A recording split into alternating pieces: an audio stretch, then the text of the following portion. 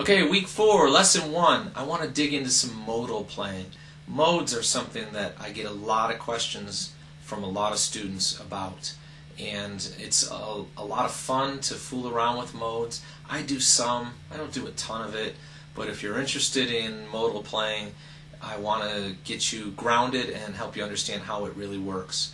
And again, I told you before that diatonic scale patterns were the holy grail of understanding the fretboard. Well, they're the holy grail of understanding modes as well. Each one of the 7 diatonic scale patterns can be thought of as an individual mode. There are 7 different modes. In fact, the scale that we call major, if I were to play a C major scale, it's really a mode called Ionian. Okay? And this is, people just think of it as major, but then they start talking about modes. You already know how to play a mode if you already know how to play major. If you know how to play minor, we're playing in the Aeolian mode. So you already know how to do at least something with modes. Okay? Each one of the other modes, all 7 modes, are contained within the 7 diatonic scale patterns. And the way modes really work is, if I have, let's say, a C major scale pattern, okay? If I play that pattern starting on the note C and ending on the note C, I'm playing in the Ionian mode, the C major mode. If I play those exact same notes of the C major scale, but I start on the D note and I end on the D note, I've shifted to Dorian mode. If I start on the E, but play nothing but C major scale pattern notes, I'm playing Phrygian. Okay? And it goes on with all the modes like this. Every one of those 7 modes is contained within your 7 diatonic scale patterns. Alright?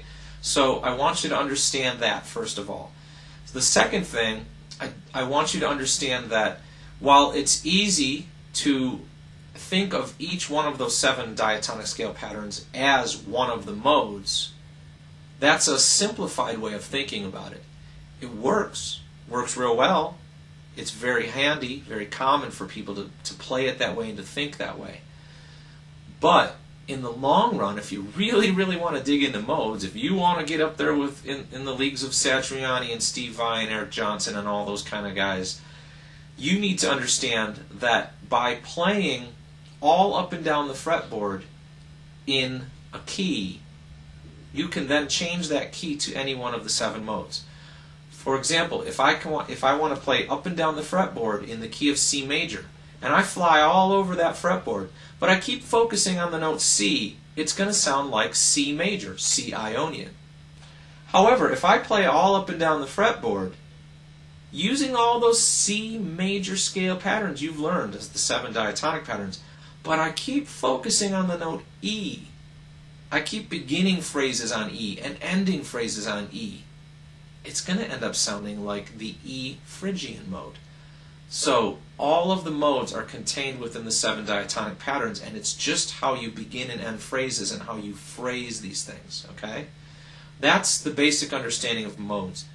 There's a lot of information right here on this page that will explain the modes. I used the key of C major because it's an easy one to deal with, but I've shown you the 7 different patterns and how you might think of them as Phrygian or Lydian or Mixolydian. Go ahead, dig into it, but in the long run understand that each of those patterns is not the only place to play that particular mode. You can play that mode in all 7 patterns. It takes a bunch of work, but if you're really into it, you'll get there. Have fun.